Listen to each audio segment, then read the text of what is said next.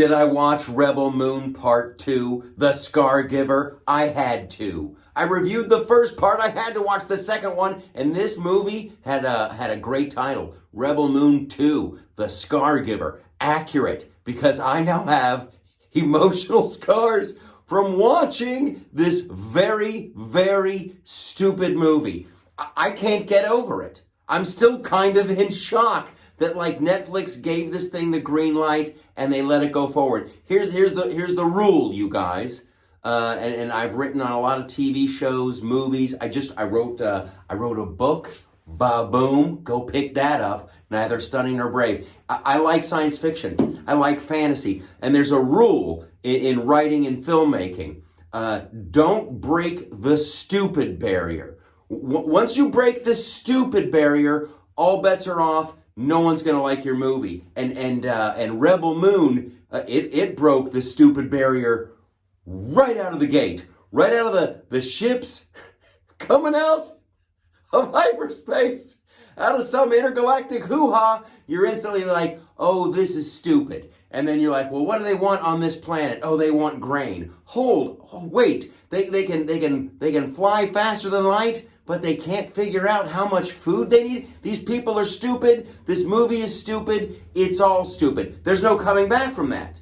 Case in point, Star Wars, brilliant. Nothing stupid about Star Wars or the second Star Wars. Then in the third one, we met the Ewoks. And that people were like, ooh, they beat up the Emperor's elite guard. That's kind of, and then the movie was over and we were like, oh, we're going to miss that trilogy. And then when Star Wars came back, we were introduced to Jar Jar Binks. And everybody's like, that's kind of stupid. And George Lucas is like, don't worry, you're barely going to see him again ever. He's gone. And then it survived. Now Star Wars is incredibly stupid, but we're not here to talk about that. It's Rebel Moon, the stupid giver. They can fly faster than light. They can travel around. They can't figure out how much food they need to eat. And you think, like in part 2, you're like, oh, the we need that grain, that's just going to be a pretense, right? That's just a pretense to track down the girl, right? No, they really needed the grain.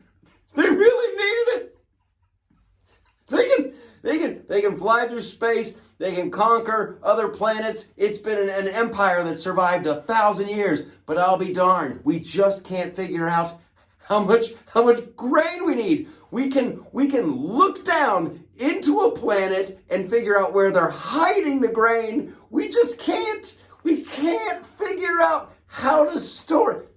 It's incredibly stupid. Now, maybe you're one of those people who's going to pretend to like this movie. You're like, I don't know why everybody doesn't like it. I thought it was great. Okay, fantastic. You liked it. Now that you're automatically an interesting person and your life will be much better by you pretending to like this slow motion scream-a-thon. I hope you like slow motion because that's all this stupid fest was. I wonder what it's like when that person screams. Ooh, that's what it looks like. Ooh, I wonder what it looks like when they scream in slow motion. Woo! I wonder what it would look like if somebody screamed and shot a gun at the same time in slow motion. It was hilarious. At one point, I'm telling you, I thought Will Ferrell showed up. I'm like, we all just got rickrolled. That looks like Will Ferrell. He's about to whip out a cowbell on a spaceship.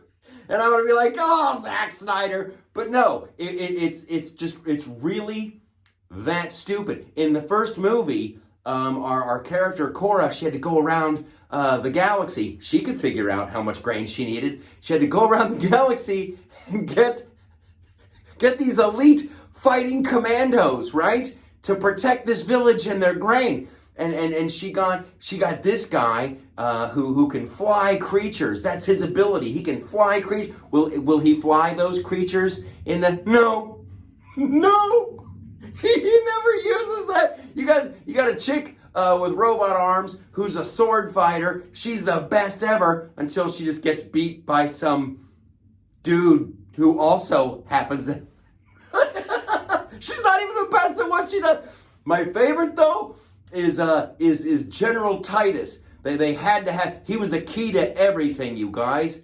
He was the key to all of it because he's the most brilliant military mind in the galaxy. And when the villagers ask him what his plan is, here's what it boils down. We're going to have a series of tunnels. And the villagers are like, are we going to be in there? He's like, no, we're going to hide in the barn. And they're like, so we're going to hide in the barn.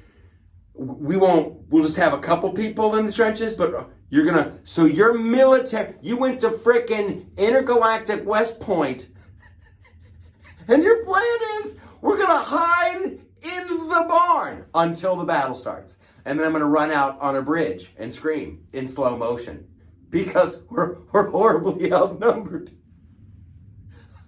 It's stupid. It's stupid. And I guess the Empire just does need grain. Yay, hooray. Zack Snyder says he wants to do a part 3. I can only think at this point it'll be Rebel Moon part 3.